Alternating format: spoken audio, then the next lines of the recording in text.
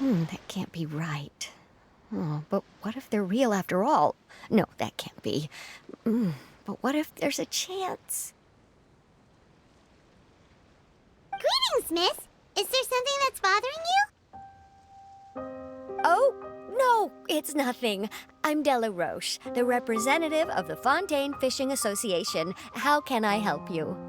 Oh, so you're adventurers. Oh, finally, someone has heard my prayers.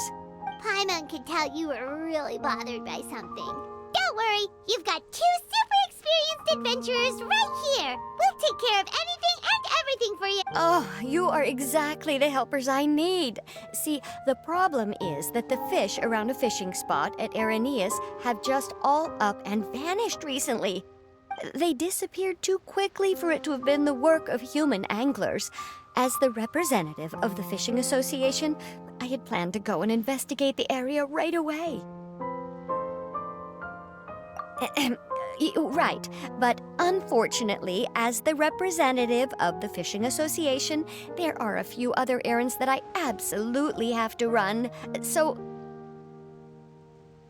So you'd like us to investigate the spot for you? Exactly, you're right, Anamora. So I thought I could delegate this work to you. Are you two some kind of prophets, knowing exactly what I was going to say like that? Or maybe like the oracles you read about in fairy tales? Yeah, we're just really experienced in this kind of thing, that's all. Well, I'm glad to hear it. I'll get a good night's sleep knowing the two of you are on the case. But don't we just need to investigate the missing fish? It really doesn't sound too difficult. No, you mustn't let your guard down. As the representative of the Fishing Association, I have good reason to believe that the fish have gone missing due to an encounter with the water imps. Yes, you're both Outlanders, right? Our local fairy tales often speak of a terrifying underwater creature called Thelxie.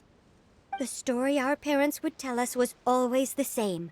If we went to the water alone, then we'd be snatched away and eaten by a water imp called Thelxie.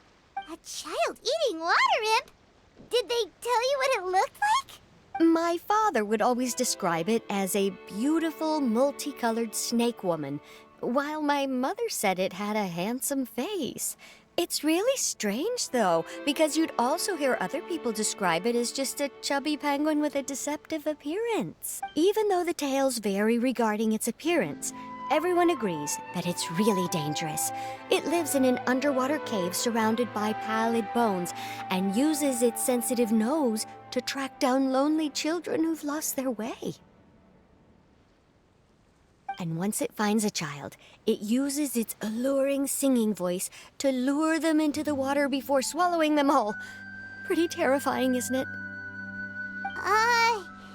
Sounds kinda scary. But isn't that pretty normal for a fairy tale? After all, those kinds of stories are usually made up to help keep children away from danger. But what if the fairy tale was inspired by a real-life tale, just like how a water vein always has a source? Well, I wouldn't call it evidence per se, but I've heard some rumors lately. They say that someone recently saw a child walk into the water as if he was possessed by something. Doesn't that sound just like he was responding to the call of a water imp? So you mean someone really got eaten by a water imp? It's all hearsay, so it's hard to confirm. But still, they all say this happened on Irenaeus. That's no laughing matter if you ask me. Both the Opera House and the Fountain of Lucine were built there, and the sources of many water veins can be traced to the island as well. Combine that with the mysterious mist, the huge tree with expansive underground roots, and the rumor that the fish chefs on the island can understand human language. Is it really so shocking that an island so shrouded in mystery could harbor a terrifying water imp as well? Why does Paimon feel like you're pulling our leg? You're just piling on the rumors now. Still, if someone's really been hurt, then we can't just ignore the situation, right, Traveler? Oh, marvelous. Then I'll just mark the stretch of water on your map. Don't forget that no matter what, safety always comes first.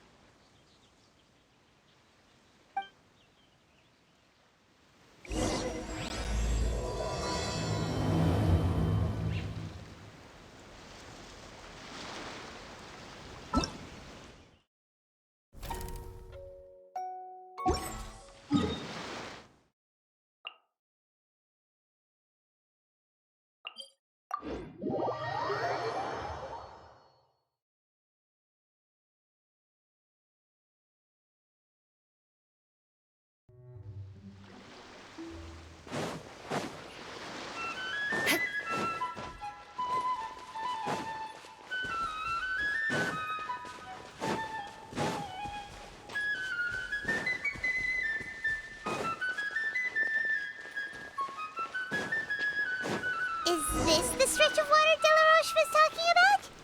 It looks really peaceful. Huh? Look, there are some footprints over there.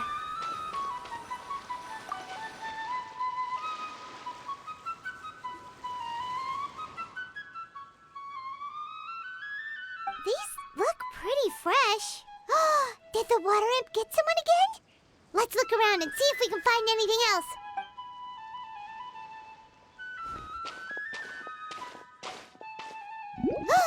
Wait! Did you hear something just now? What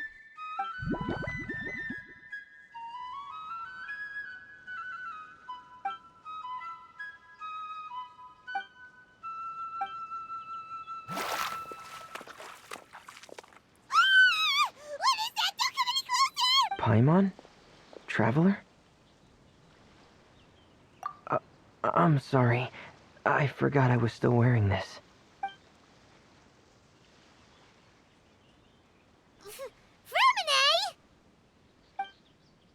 Paimon, are you okay? Paimon nearly mistook you for a water imp. Thank goodness it was just you wearing your helmet. Huh? A water imp? Thelxie, you say? How surprising. Huh? You know that name too? Or do you know someone else is trying to investigate the water imp? No, I think our situations are probably unrelated. Sure, if that's in order. I know the name because of one of my employers. She noticed the clockwork penguins I brought to the workshop and contacted me through the shop's owner. She has commissioned me to make a special toy. Following her request, I've named the toy Thelxie. Huh? But isn't it a little creepy to name a toy after a water imp? Wait, hold on! For a minute, you never take commissions from other people! Yeah, but, she made a special request, but out of respect for her privacy, I can't really talk about it. It's alright though.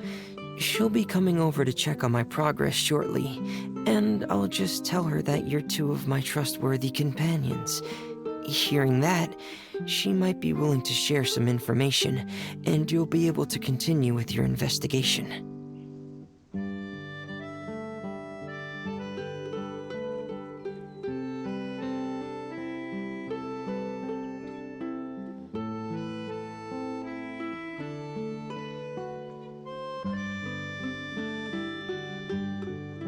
Huh. Even though you seem a little cold and reserved sometimes, you're still really considerate. Our target isn't necessarily the water imp, though. We're primarily here to investigate the disappearance of the fish. The fish?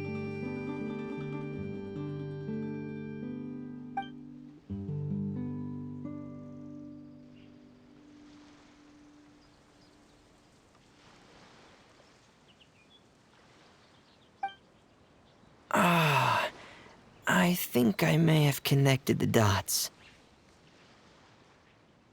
These past few weeks, I've been taking Thelxie for underwater testing every day. The pressure testing makes a lot of noise. So, all that about the disappearing fish? Well, it was probably because of me. So that's how it was? That actually makes a lot of sense. Wait, so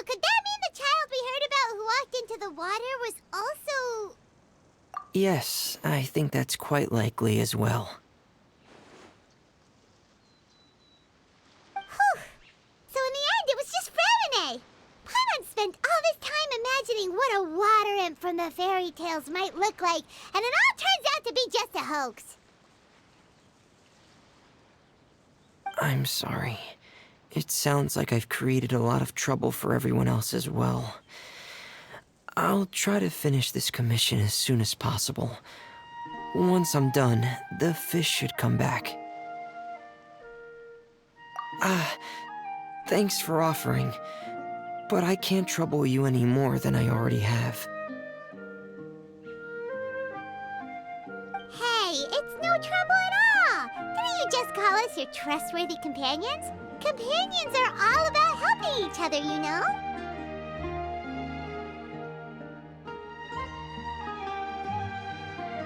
But don't you need to report back to your commissioner? Nope, that's not how it works. See, Paimon's got these commissioner types all figured out, even though we were just tasked with finding out why the fish had gone missing. If we tell them now that it was all just a misunderstanding, you can bet they'd just immediately hand us another commission to help them get the fish back.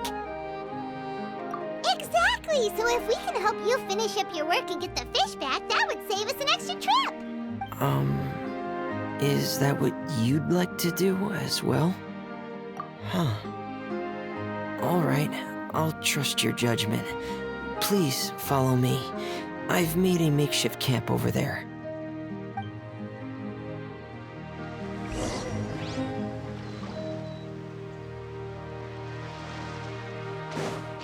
I've stored Thelxie in the tent.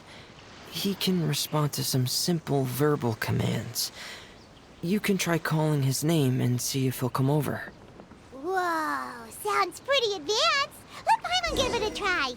Hey, Thelxie, are you there?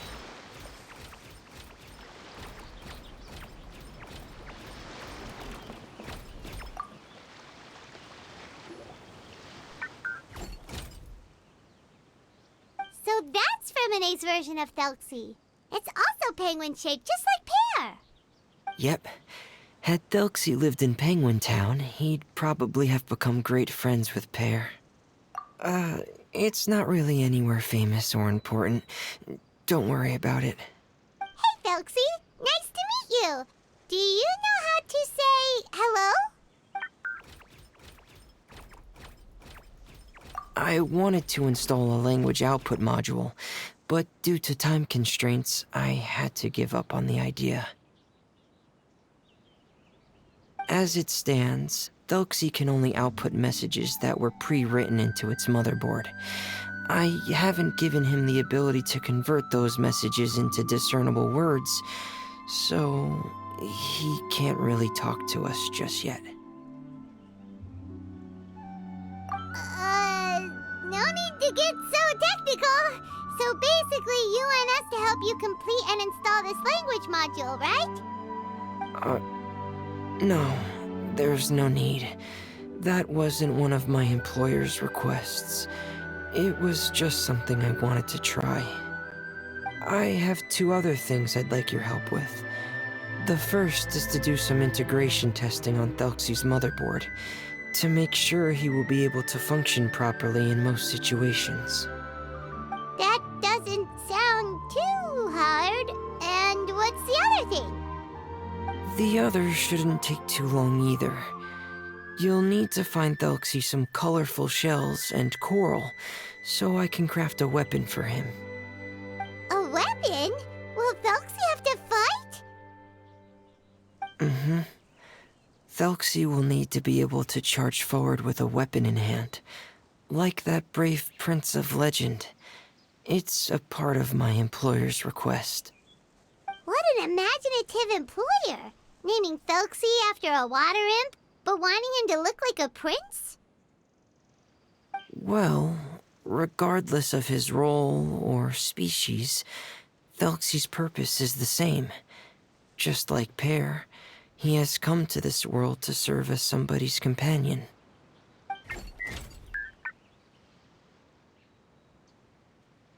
Whoa,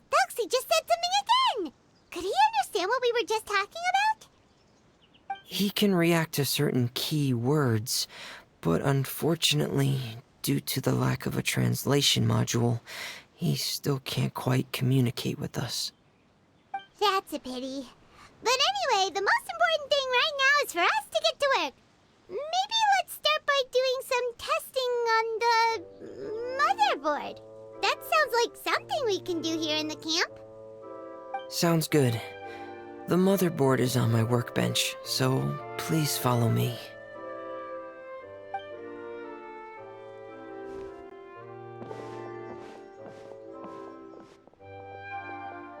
Ah, here we go. I have this testing manual, so feel free to reference it if you get stuck. Want to give it a try? It's okay if you don't succeed immediately. I've got a lot of backup boards just in case. Okay, knowing you, I'm sure you'll be able to figure it out.